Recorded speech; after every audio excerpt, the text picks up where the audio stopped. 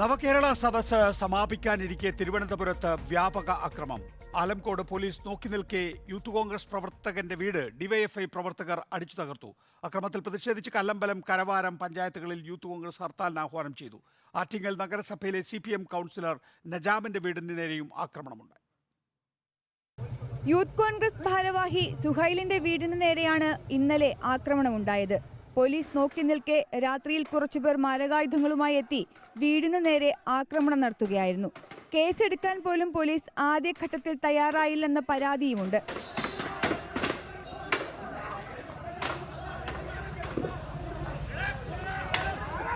ആലങ്കോട് വഴി മുഖ്യമന്ത്രി സഞ്ചരിക്കുന്ന ബസ് കടന്നുപോയപ്പോൾ സുഹൈൽ ഉൾപ്പെടെ പ്രവർത്തകർ കരിങ്കൊടി കാണിച്ചിരുന്നു. ആ സമയത്തും യൂത്ത് കോൺഗ്രസും ഡിവൈഎഫ്ഐയും തമ്മിൽ വലിയ സംഘർഷമുണ്ടായി. വെഞ്ഞാറമൂട്ടിൽ ഇന്നലെ പോലീസ് സ്റ്റേഷനുള്ളിൽ കയറി യൂത്ത് കോൺഗ്രസ് പ്രവർത്തകരെ ഡിവൈഎഫ്ഐ പ്രവർത്തകർ മർദ്ദിച്ചിരുന്നു. ഇതും പോലീസ് നോക്കി നിൽക്കുകയായിരുന്നു. ഗുരുതര പരിക്കേറ്റ മണ്ഡലം president BK Hari Gokulam medical college ആശുപത്രിയിൽ ചികിത്സയിലാണ്. ഡിവൈഎഫ്ഐയുടെ ആക്രമണത്തെക്കുറിച്ച് ചോദിച്ചപ്പോൾ മുഖ്യമന്ത്രിയുടെ മറുപടി ഇങ്ങനെ: ഇന്നലെ ഡിവൈഎഫ്ഐ പ്രവർത്തകർ പോലീസ് സ്റ്റേഷനിൽ കയറി പ്രവർത്തകരെ മർദ്ദിക്കുന്ന അവസ്ഥയുണ്ടായി. യൂത്ത് കോൺഗ്രസ് പ്രവർത്തകരുടെ വീട് ആക്രമിക്കുന്ന സംഭവമുണ്ടായി. ആലങ്കോട്, ആറ്റിങ്ങൽ, വെഞ്ഞാറമൂട് അടക്കം. ഇത് താങ്കളുടെ ശ്രദ്ധയിൽപ്പെട്ടിട്ടുണ്ടോ? അത് പോലീസ് നോക്കിക്കോളും. പോലീസിന്റെ കാര്യങ്ങൾ പോലീസ് നോക്കിക്കോളും. ഡിവൈഎഫ്ഐ പ്രവർത്തകരുടെ ആക്രമണം.